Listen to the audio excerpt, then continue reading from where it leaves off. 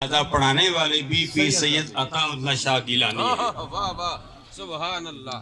اور جو اس چیلم کی محفل میں آئے ہیں یہ بھی سرکار عبد کرات صلی اللہ علیہ وسلم کے باغ کے مہکتے چمکتے دمکتے پھول ہیں جو اپنے خوشبو بکھیر رہے ہیں۔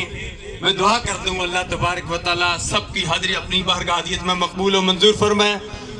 میرے امی محترم ٹھیکدار حاجی محمد سرور صاحب کے چھوٹے بھائی میری مراد محترم جناب ظفر اقبال صاحب عبدالرزاق صاحب کے والد گرامی، یہ ان کی نشانی ہے، بیمار ہیں، ہم ان کے لیے بھی دعا کرتے ہیں اللہ تبارک و تعالی ان کو بھی صحت کاملہ عاجلہ نصیب فرمائے۔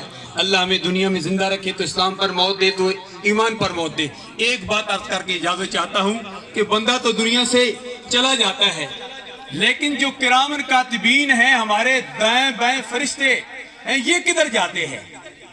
فرشتوں نے رب ذوالجلال کی بارگاہ میں عرض کی، جو فرشتے ہیں رب ذوالجلال نے فرمایا اے فرشتو بندہ تو دنیا سے چلا گیا،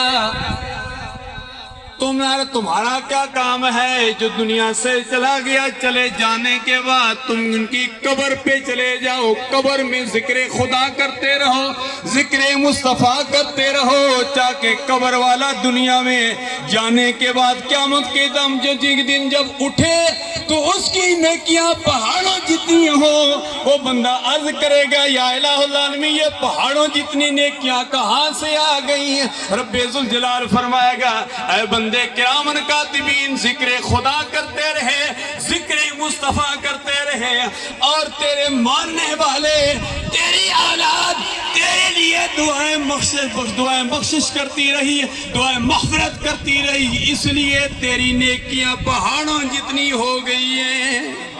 اللہ تبارک و تعالی مرحوم کی آنے والی منزلیں آسان فرمائے، اللہ ہمیں دنیا میں زندہ رکھے تو اسلام پر موت دے تو